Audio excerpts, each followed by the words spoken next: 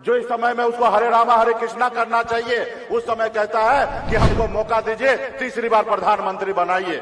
और वही प्रधानमंत्री आज उन्होंने हमें रोड पे ला दिया। लेकिन हम लोग संघर्ष करने वाले लोग हैं, मेहनत करने वाले लोग हैं। हम संघर्ष करेंगे और बदलाव लाएंगे। नौकरी नहीं है इसलिए शादी नहीं हो रहा है, तो मोदी जी को ले आते हैं, नौकरी मिल जाएगा, फिर शादी हो जाएगा। और जब रिटायर होकर घर में बैठेगा, बाद में शादी होगा, उनके बच्चे आएंगे, उसके बच्चे बोलेंगे पिताजी आप तो बेरोजगार हो। साथियों, ये चुनाव सिर्फ चुनाव नहीं है, ये देश की आजादी की लड़ाई है। साथियों, ये देश जो है आपका, हमारा देश है साथियों, किसी का जागीर नहीं है। ये देश हर एक नागरिक का है। तो इसलिए साथियों, आपका और हमारा कर्तव्य बनता है कि हम अपने देश के लिए लड़ाई लड़ें। जिस तरीके से हमारे पूर्वज ने 250 साल अंग्रेज से लड़ाई लड़ा और जाके फिर हमारा देश आजाद हुआ। पहले अंग्रेज इस देश पे शासन करता था, 250 साल लगा, लड़ाई लड़कर देश को आजादी दिलाया। इसलिए हमारे पूर्वज लड़ाई लड़े कि हमारे आने वाला पीढ़ी जो है वो सर उठा के जिए। देश आजाद हुआ, लोकतंत्र आया और सब आदमी सर उठा के जीने के लिए काम कर रहा था और बहुत ही अच्छा हमारा देश आगे बढ़ रहा था।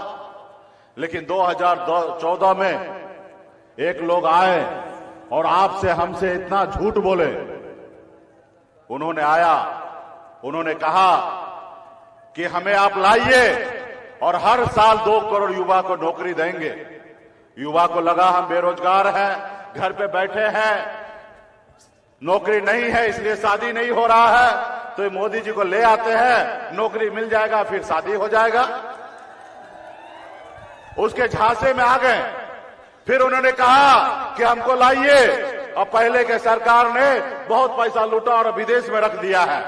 हमको लाइए और हम आएंगे तो विदेश से काला धन लाएंगे और सबको घर में 15-15 लाख रुपया दे देंगे हर एक आदमी को।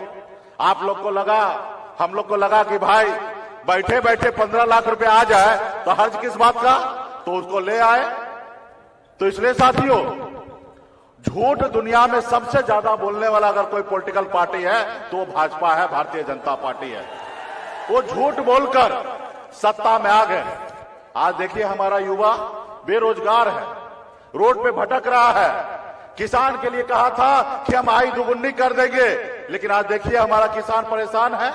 कहा गैस सिलेंडर 400-500 रुपए में मिल रहा था, आज 1200 रुपए मिल रहा है। इतनी महंगाई हो चुका है। तो इसलिए साथियों, उनको बदलना पड़ेगा। ये संविधान को बदलने वाले लोग हैं। ये गरीब के लिए सरकार नहीं है, ये अडानी अंबानी का सरकार है। ये आपके हक अधिकार की बात नहीं करेगा। आज देखिए रेलवे को निजीकरण कर दिया गया है, एयरपोर्ट को निजीकरण कर दिया गया है, हर जगह ठेके पे काम दिया जा रहा है साथियों, क्योंकि इसमें आपका फायदा नहीं देख रहा, वो अपना फायदा देख रहा है। आपने देखा ना, बॉन्ड के जरिए पता चला दुनिया में, खास करके भारत में सबसे ज्यादा चंदा लेने वाला पार्टी भारतीय जनता पार्टी है।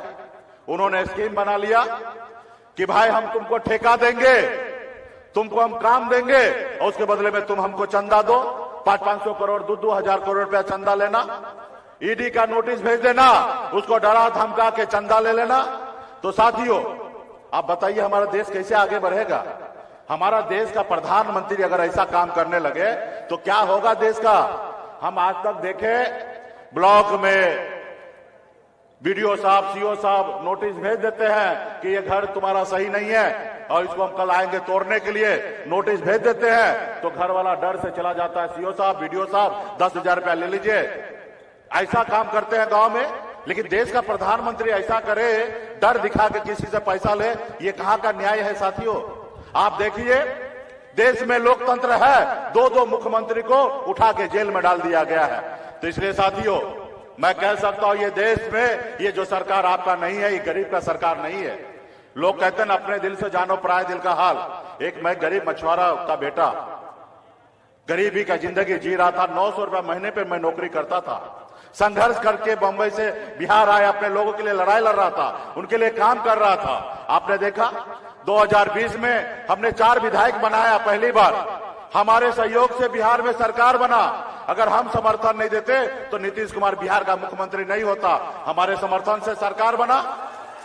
उसके बाद उन्होंने क्या किया, हमारे विधायक को खरीद लिया। जो सरकार हमने बनाया उस सरकार से हमको बाहर कर दिया। इसलिए देखा कि एक मल्ला का बेटा हमारी बराबरी करने लगा है, सरकार बना लिया है, इसको परेशान करो, इसको रोको, नहीं तो आगे और आगे निकल जाएगा। तो इसलिए साथियों, आज उन्होंने हमें रोड पे ला दिया, लेकिन हम लोग संघर्ष करने वाले लोग हैं, मेहनत करने वाले लोग हैं। हम संघर्ष करेंगे और बदलाव लाएंगे। जैसे हमारे पूर्वज ने बदलाव लाया वैसे हम बदलाव लाएंगे साथियों। इसलिए मजबूती से बदलने की जरूरी है। अभी मोदी जी कहते हैं कि एक बार और हमको मौका दीजिए। आप बताइए, 10 साल मौका दिए, 75 साल के बुजुर्ग जो इस समय में उसको हरे रामा हरे कृष्णा करना चाहिए, उस समय कहता है कि हमको मौका दीजिए, तीसरी बार प्रधानमंत्री बनाइए। और वही एक प्रधानमंत्री जी एक योजना बनाए, जो योजना आपको पता होगा, अग्निवीर योजना। उन्होंने सेना में बहाली करने के लिए एक कानून बनाया, एक योजना बनाया। वो योजना में क्या दिया कि 18 साल में तुम बहाली में आओगे और 22 साल में रिटायर हो जाओगे। यानी कि 5 साल भी पूरा नहीं करोगे, सिर्फ 4 साल के लिए नौकरी उन्होंने बहाली करने के लिए। और खुद बोल रहे हैं 75 साल का। अब बताइए, 22 साल में लड़का का शादी भी नहीं होता है और वो शादी से पहले रिटायर हो जाएगा। और जब रिटायर होकर घर में बैठेगा, बाद में शादी होगा, उनके बच्चे आएंगे, उसके बच्चे बोलेंगे पिताजी आप तो बेरोजगार हो, आपके पास कोई काम धंधा नहीं है, काम नहीं करना। वो बोलेंगे बेटा हम रिटायर हो गए। अब बताइए कहां से जायज है। और सेना में कौन बहाली होने के लिए जाता भाई? गरीब पिछड़ा दलित का बेटा जाता है सीना पे गोली खाने के लिए, शहीद पे होने के लिए जाता है बॉर्डर पे। आपके भाई, हमारे अपने लोग जाते हैं। अब बताइए 4 साल के लिए नौकरी कर रहे हैं और खुद बोल रहे 75 साल की उम्र में हमको एक बार और मौका दीजिए। तो इसलिए साथियों, ये मोदी जी आपका हमारा नहीं है, इसलिए इनको बदलना है और लालू जी के विचारधारा पे हम लोगों को मजबूती से खड़ा होना है। आपने देखा ना, लालू जी के नेतृत्व में जो बिहार में सरकार बना, नीतीश कुमार जी उधर से पलट के इधर आए तो बिहार में 2 बदलाव हुआ। 2 बदलाव क्या हुआ? एक तो सामाजिक न्याय को मजबूती देने के लिए जाति आधारित गणना हुआ पूरे बिहार में। और जब जाति आधारित गणना हुआ तो SC, ST, OBC तमाम हमारे दलित भाई सबका आरक्षण का कोटा बढ़ गया, बढ़ा ना। तो इसलिए साथियों, यही भाजपा होता तो आरक्षण का कोटा बढ़ता? बिल्कुल ही कभी नहीं बढ़ता। उसके बाद आइए, तेजस्वी प्रसाद यादव जी ने 2020 के चुनाव में कहा था कि हम सरकार में आएंगे 10 लाख नौकरी देंगे। जैसे वो सरकार में आए 5 लाख से अधिक युवा को नौकरी दिया। इसलिए साथियों, ये युवा को नौकरी देने वाला हम लोग है। और आने वाला समय में आज ही हमारे युवा नेता श्री तेजस्वी यादव ने घोषणा किया कि देश में UPA का सरकार बनेगा, 1 करोड़ युवा को नौकरी मिलेगा। साथियों, 1 करोड़ युवा को नौकरी मिलेगा। इसलिए हम सभी को मजबूती से अपनी सरकार बनाना है साथियों, ताकि आने वाला समय में हर गरीब का बेटा सर उठा के जिए। इसलिए तमाम हमारे जितने भी नेतागण हैं, आप सभी से बहुत बहुत धन्यवाद देता हूं। और पार्टी के जितने भी पदाधिकारी नेतागण हैं, आप सबसे आग्रह करता हूं, एक एक गांव में जाइए, एक एक टोला में जाइए, एक एक बूथ पे जाइए और हर हाल में मजबूती से UPA का सरकार बनाइए। जो हमारी लड़ाई है आरक्षण का, वो भी हमारा पूरा होगा साथियों। बहुत बहुत। पैनोरमा ग्रुप, जो सोचता है वो करता है। आपके अपने सपनों का आशियाना। ये लो मुंह मीठा करो, आज मैंने अपना जॉब छोड़ दिया, अब हम पूर्णिया वापस जाएंगे। जॉब छोड़ दिया है? मतलब ये घर कैसे चलेगा? हम करेंगे क्या? और माँ बाबूजी क्या बोलेंगे? इसलिए मैं एक और मिठाई का डब्बा लाया। अपने बिजनेस के लिए लोन अप्रूव हो गया। अरे लोन अप्रूव हो गया वो तो ठीक है, लेकिन पूर्णिया में हम रहेंगे कहाँ? अपना घर भी तो नहीं है वहाँ। इसलिए तो एक और मिठाई का डब्बा अलग से लाया हूँ। हमने पूर्णिया में घर ले लिया है, पूर्णिया के E-होम्स पैनोरमा में। पूर्णिया में पैनोरमा ग्रुप लेकर आए हैं E-होम्स panorama.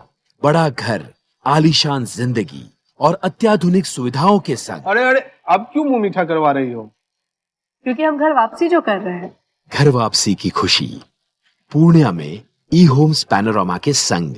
E-होम्स panorama, luxurious lifestyle redefined.